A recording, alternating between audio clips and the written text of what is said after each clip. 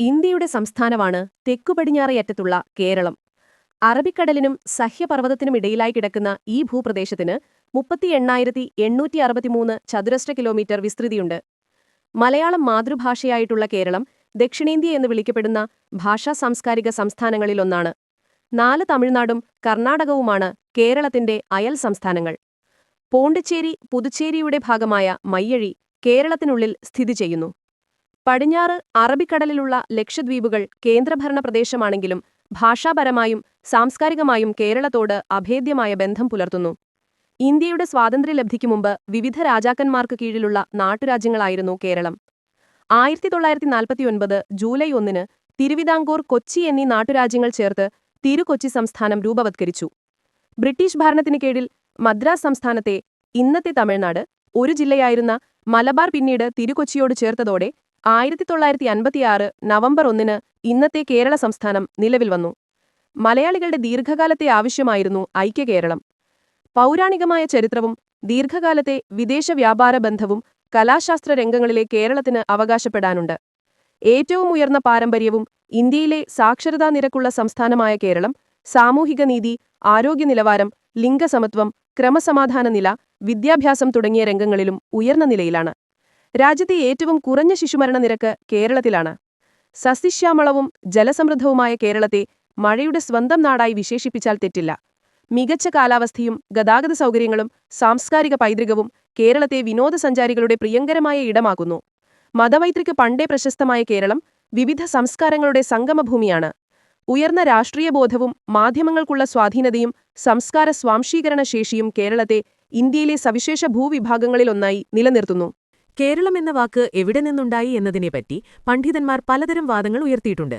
കേരളത്തിന്റെ പേരിനെപ്പറ്റി അഭിപ്രായ ഐക്യമില്ലെങ്കിലും ചേലെന്നാൽ കര, ചെളി എന്നിവയാണ് അർത്ഥം.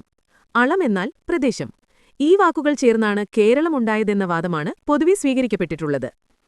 കടലിൽ നിന്നുണ്ടായ ഭൂപ്രദേശമെന്നും പർവ്വതവും കടലും തമ്മിൽ ചേരുന്ന പ്രദേശമെന്നുമുള്ള അർത്ഥങ്ങൾ ഈ വാക്കുകൾ സൂചിപ്പിക്കുന്നു. പ്രാചീന വിദേശ സഞ്ചാരികൾ കേരളത്തെ മലബാർ എന്നും വിളിച്ചിട്ടുണ്ട്. ആയിരക്കണക്കിന് വർഷം മുമ്പുതന്നെ കേരളത്തിൽ മനുഷ്യവാസം ആരംഭിച്ചിരുന്നു. മലയോരങ്ങളിലാണ് ആദ്യമായി മനുഷ്യവാസം തുടങ്ങിയത്.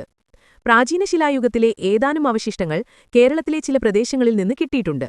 ഈ പ്രാക് ചരിത്രാവശിഷ്ടങ്ങൾ കഴിഞ്ഞാൽ കേരളത്തിലെ മനുഷ്യവാസത്തെപ്പറ്റി വിപുലമായ തെളിവുകൾ നൽകുന്നത് മഹാശിലാസ്മാരകങ്ങളാണ്.